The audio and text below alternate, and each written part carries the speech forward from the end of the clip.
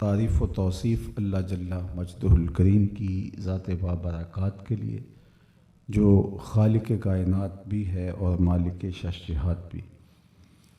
اللہ جل وعلا کی حمد و ثنا کے بعد رسول رحمت، شفیع معظم، نبی محتشم، حضور ختمی المرتبت صلی اللہ علیہ وآلہ وسلم کے حضور ناز میں اپنی عقیدتوں، ارادتوں اور محبتوں کا خراج پیش کرنے کے بعد عالی مرتبت مہمانان گرامی، شرکائے مجلس حاضر، جیسا کہ آپ سب کے علم میں ہے کہ آج کی منعقدہ ایصال ثواب کی اس تقریب میں ہم آپ کے اس علاقے کی نامور شخصیت عالی مرتبت نوابزادہ عبدالرزاق خان نیازی مرحوم و مغفور کے لیے اللہ کے حضور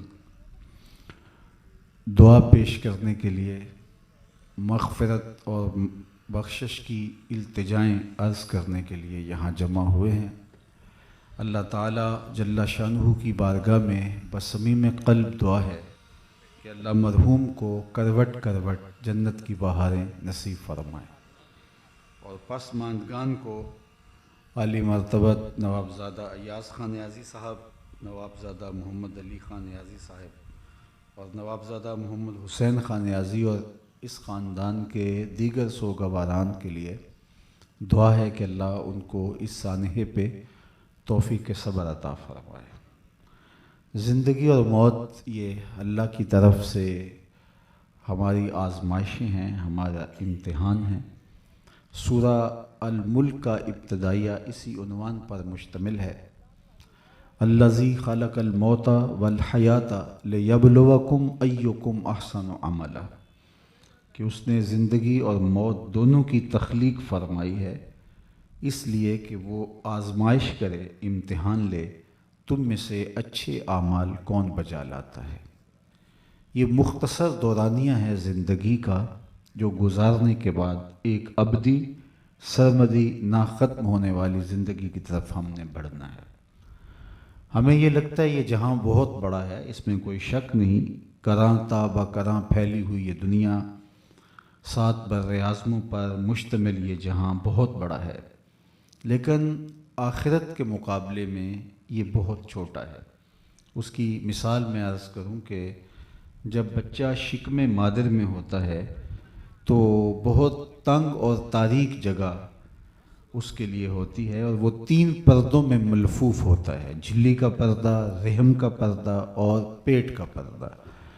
لیکن وہ اس چھوٹے سے جہان کو اتنا بڑا جہان سمجھتا ہے کہ وہ سوچتا ہے کہ اس سے بڑی دنیا بھی کوئی ہو سکتی ہے، لیکن جب وہ اس عالم رنگ و بو میں قدم رکھتا ہے اور اس وسعت معاب زندگی اور دنیا کو دیکھتا ہے تو اب وہ منزل تو بھول گیا ہے، لیکن اسے اگر یاد دلایا جائے تو اسے حیرت ہوگی، کیا میں اس چھوٹے سے جہان کو اتنی بڑی کائنات سمجھتا تھا۔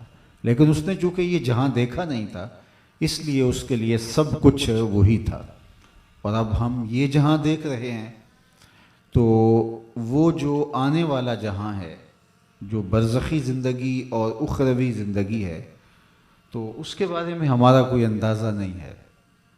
غیبی علم ہے، اگر کسی کو تیقن کا نور نصیب ہو گیا تو وہ الگ بات ہے، ورنہ قیافے اور اندازوں پر تو انسان یہی سوچتا ہے کہ یہ سب کچھ یہی جہاں ہے۔ اس لیے کچھ لوگوں نے کہا یہ جہاں مٹھا اگلا کس نے ڈٹھا، تو یہ ایک جملہ ہے جو لوگوں کے نفسیات کا خلاصہ ہے۔ بابر بیش کوش کہ عالم دوبارہ نیز، کہ جو کچھ لذتیں کشید کرنی ہے، جو کچھ عزتیں کمانی ہیں، جو کچھ زندگی کا تلذذ حاصل کرنا ہے، وہ اسی زندگی سے کر لو، جبکہ یہ آخرت کے لیے ایک مختصر سا دورانیہ ہے۔ حضرت داتا گنج بخش علی حجویری علیہ رحمہ کے مرشد شیخ ابو الفضل علیہ رحمہ فرماتے ہیں، الدنیا یوم ولنا فیہا صوم، دنیا ایک دن ہے اور ہم روزہ رکھ کے گزار رہے ہیں۔ یہ خواب ٹوٹے گا تو پھر پتہ چلے گا کہ یہ زندگی مختصر تھی، اور جب پوچھا جائے گا بندے کو اس دنیا سے رخصت ہونے کے بعد کہ بتا دنیا میں کتنا عرصہ گزارا ہے، تو وہ کہے گا دن یا دن کا کچھ حصہ، بہت کم عرصہ میں نے گزارا ہے۔ اور اس کی میں آپ کو مثال دوں کہ یہ ساری زندگی جس پہ ہمیں ناز ہے یہ کتنی ہے، 60 سال کی، 70 سال کی، 100 سال لگا لیجئے، اور آخرت کا ایک دن قرآن نے کہا مقدارہ 50,000 سنہ، کہ جو پہلا دن ہوگا وہ 50,000 سال کا ہوگا، 50 سال کا نہیں، 100 سال کا بھی نہیں، 50,000 سال کا قرآن نے وہ ایک دن بتایا، مقدارہ 50,000 سنہ۔ اب 50,000 سال کا ایک دن، اور یہ ساری زندگی 60 سال کی، 70 سال کی، 100 سال کی لگا لیجئے، تو ذرا اس کو اس زندگی کے مقابلے میں رکھ کے دیکھو کہ اس کی حیثیت کیا باقی رہ جاتی ہے۔ اور وہ بھی یہ زندگی، اگر ایوریج زندگی آج کل 60 سال ہے، تو 60 سال زندگی میں روزانہ ہم 8 گھنٹے بھی سوئیں تو 20 سال تو منہا ہو گئے۔ کچھ بچپن کی مدہوشیاں ہیں، کچھ بڑھاپے کے دھکے ہیں۔ تو میرے ایک دوست نے مجھے حساب نکال کے دیا کہ کوئی 17 سال بچتے ہیں، وہ آپ کے صاحب کے ساتھ بات کرتے ہیں کہ یہ 5 من کا جانور ہے، تو وہ کہتا ہے یہ دکھنے میں تلنے میں 5 من کا ہی ہے، لیکن صافی گوشت 3 من نکلے گا، کچھ انتڑیوں میں چلا جائے گا، کچھ کھال میں چلا جائے گا۔ تو یہ زندگی ہے تو 60 سال کی، لیکن جو صافی زندگی بچتی ہے وہ 17-18 سال، 20 سال لگا لیں، 30 سال لگا لیں۔ تو اصل زندگی یہ زندگی، اور آخرت کا جو ایک دن ہے وہ قرآن نے کہا ہے کہ وہ ایک دن 50,000 سال کا ہے۔ تو پھر اس زندگی کا اور زندگی کا موازنہ ہی کیا ہے؟ اسی لیے خندق کھودتے صحابہ پر جب پیار آیا تو برجستہ دعا دینے کو جی چاہا تو یہی کہا اللہم ان العیش عیش الآخرہ فاغفر للانصار والمہاجرہ، اے اللہ زندگی تو آخرت کی زندگی ہے، میرے انصار کو بھی بخش دے، میرے مہاجروں کو بھی بخش دے۔ اب یہاں جو ہماری طبائع اور ہماری زندگی کی ترجیحات اور ہمارے سوچنے کے انداز اور ہمارے تیور اور انداز حیات میں کچھ ایسی چیزیں پیدا ہو جاتی ہیں جس نے ہمیں مختلف خانوں میں بانٹ دیا۔ یہ طے شدہ ہے کہ ہماری ترجیح آخرت ہونی چاہیے، لیکن آخرت کو بہتر کرنے کے لیے بھی یہی زندگی درکار ہے۔ یہ جو تھوڑا سا وقت ہمیں دیا گیا، وقفہ حیات دیا گیا ہے، اس میں ہی ہم اپنی آخرت کو بنا سکتے ہیں۔ جنت اور دوزخ کا فیصلہ تو ہوگا یہاں، وہاں ہی ہوگا، لیکن یہاں ہم اس کے لیے اعمال بجا لائیں گے۔ جو اقبال علیہ رحمہ نے کہا تھا عمل سے زندگی بنتی ہے جنت بھی جہنم بھی، یہ خاکی اپنی فطرت میں نہ نوری ہے نہ ناری ہے۔ تو ہم تو جب پیدا ہوئے تھے تو ہمارے تو دامن پر کوئی داغ نہیں تھا، کوئی گناہ نہیں تھا، کوئی دھبا نہیں تھا، شکم مادر سے بالکل ستھرے پیدا ہوئے تھے، ہمارا باطن ستھرا تھا، ہم نے خود آ کے اس چادر کو میلا کیا ہے۔ میاں صاحب نے اپنے لہجے میں کہا تھا کہ چٹی چادر پھومنا والی داغ نہ لاویں جڑیاں، پھر نہ آکھیں حشر دہاڑے حال ربا کی بنیا۔ تو یہ تو سفید چادر تھی، اس پہ کوئی ایک داغ بھی، داغ تو ہم نے لگائے ہیں، اس کو داغدار کر دیا ہے۔ اب اس کو اجلا ہم رکھتے ہیں یا اس کو داغدار کر دیتے ہیں، یہ ہمارا یہ تھوڑا سا جو دورانیہ ہے 18 20 30 سال جو ہے اس کو سنبھال کے ہم نے گزارنا ہے۔ اگر وہ گزار لیا تو کامیاب ہیں، سرخرو ہیں، اور یہ آخرت مرتب ہوگی ہماری اس مختصر زندگی پر۔ تو حضرت داتا صاحب کے مرشد نے کہا ہم تو روزہ رکھ کے گزار رہے ہیں، جس طرح روزے میں انسان بہت ساری چیزوں سے احتیاط کرتا ہے تاکہ میں افطار کے لمحوں تک پہنچ جاؤں۔ تو اب مجھے اور آپ کو اس مختصر زندگی کو کیسے گزارنا ہے؟ ہماری یہ زندگی، اس کا ایک ایک لمحہ قیمتی ہے۔ یہ جو تصور کے آخرت کو بہتر کرنے کے لیے ترک دنیا کرنا پڑتا ہے، یہ رہبانیت یہود و نصارہ نے گھڑ لی ہے، مسلمانوں میں یہ نہیں ہے۔ یہ زندگی بھی خوبصورت ہو، وہ زندگی بھی خوبصورت ہو، اس کی خوبصورتی کی وجہ ہی اس خوبصورتی کی ضمانت ہوگی۔ اس لیے ہم نے اس زندگی کو بھی بہتر بنانا ہے۔ یہاں ہم ذلیل ہونے کے لیے نہیں آئے۔ اللہ تعالیٰ آسودگی دے، برکت دے، عزت دے، آبرو دے، اور ہر طرح کی خیر ہماری جھولی میں ڈالے۔ اللہ کے محبوب علیہ السلام نے ایک صحابی کو دیکھا، فرمایا کہ وہ چوزے کی طرح کمزور تھا۔ یہ اس کی کمزوری کو مبالغے کے طور پہ بیان کیا گیا ہے۔ چوزے کی طرح سخت کمزور تھا۔ تو فرمایا تم اتنے کمزور ہو، تم نے اللہ سے کوئی دعا مانگی تھی؟ اس نے کہا جی میں نے اللہ سے دعا مانگی تھی اور شاید وہ قبول ہو گئی۔ کیا دعا مانگی تھی؟ کہا میں نے کہا تھا مالک آخرت کے حصے کے دکھ بھی دنیا میں ڈال دے تاکہ میری آخرت صاف ہو جائے۔ تو بہت بیماریاں، تکلیفیں، آلام، مصائب انہوں نے مجھے توڑ کے رکھ دیا۔ تو بظاہر تو یہ بڑی اچھی بات ہے، آپ نے بھی سبحان اللہ کہا، لیکن اللہ کے محبوب اس پہ خوش نہیں ہوئے بلکہ ناراض ہوئے اور فرمایا تم نے یہ کیوں کہا کہ آخرت کے حصے کے دکھ بھی دنیا میں ڈال دے؟ تو نے یہ کیوں نہیں کہا ربنا آتنا فی الدنیا حسنۃ وفی الآخرۃ حسنہ، اللہ میرا یہ جہاں بھی بہتر کر دے، میرا وہ جہاں بھی بہتر کر دے۔ تو یہاں ذلیل ہونا تھوڑے آئے ہیں، یہاں بھی عزت ملے، یہاں بھی آبرو ملے، یہاں بھی وقار اور ٹھاٹھ کی زندگی ہو، لیکن ترجیح ہماری آخرت، لیکن ہم نے ترجیح دنیا بنا لی۔ سورہ الاعلیٰ کا مضمون دیکھیے، بل تؤثرون الحیات الدنیا والآخرۃ خیر وابقی، فرمایا تم دنیا کی زندگی کو ترجیح دیتے ہو، حالانکہ تمہاری ترجیح آخرت ہونی چاہیے تھی، لیکن تمہاری ترجیح دنیا کی زندگی ہے۔ والآخرۃ خیر وابقی، حالانکہ وہ زندگی جو ابھی شروع نہیں ہوئی اور شروع ہوگی وہ دائمی ہے اور نہ ختم ہونے والی ہے۔ یہ تو عارضی ہے، یہ تو 60-70 سال 100 سال بھی جئیں گے پھر بھی آخر موت ہے، لیکن وہ زندگی ہے کہ وہاں موت نہیں ہے۔ حتیٰ کہ جنتی جنت میں جا کر کے ایک ہی خدشے میں ہوں گے کہیں موت نہ آ جائے اور یہ لذات چھن نہ جائیں، اور جہنمی جہنم میں جا کے ایک موہوم سی امید پر ہوں گے کہیں موت آ جائے تو جان چھوٹ جائے۔ تو پھر مینڈے کی شکل میں موت کو لایا جائے گا، بخاری میں روایت ہے، باقی کتب حدیث میں بھی، کہ جنتی جنت سے اور جہنمی جہنم سے دیکھ رہے ہوں گے اور موت کو ذبح کر دیا جائے گا، اور جنتی پھر اتنے خوش ہو جائیں گے کہ اب تو موت کو بھی موت آ گئی، اگر موت کو موت نہ آئی ہوتی تو یہ خوشی سے مر جاتے، اور جہنمی اتنے دکھی ہوں گے کہ اگر موت کو موت نہ آئی ہوتی تو یہ صدمے سے مر جاتے، لیکن موت کو اب موت آ چکی، اب ایسی زندگی شروع ہوئی ہے جس کا نقطہ اختتام ہی نہیں ہے۔ یہ زندگی تو جیسی بھی ہو، اچھی ہو یا بری، بالآخر کٹ ہی جائے گی۔ میر تقی میر نے کہا تھا وہ ریشموں کم خواب میں سرمست ہیں تو کیا ہوا، رات اس کی بھی کٹ گئی جو کہ اور تھا، جو برہنہ بدن تھا، سردیوں کا موسم اور ٹھنڈی ریت کے اوپر زخموں سے بھرپور کسی نے اس کو ڈال دیا، اور لمبی طویل رات جو کاٹے کٹ نہیں رہی تھی، لیکن بالآخر تو کٹے گی، سپیدہ سحر تو نمودار ہوگا، لیکن وہ رات پڑ گئی تو وہ ختم نہیں ہوگی۔ اس لیے اس رات کی بجائے اس میں ہم نے چراغاں کرنا ہے، اور وہ ہمارے پاس یہی وقت ہے، یہ 30 سال، یہ 40 سال، یہ 50 سال، اس زندگی کے اندر ہم نے اپنی آخرت کے لیے ذخیرہ کرنا ہے۔ تو اصل زندگی یہ زندگی ہے جو اس کو بھی بہتر بنائے گی۔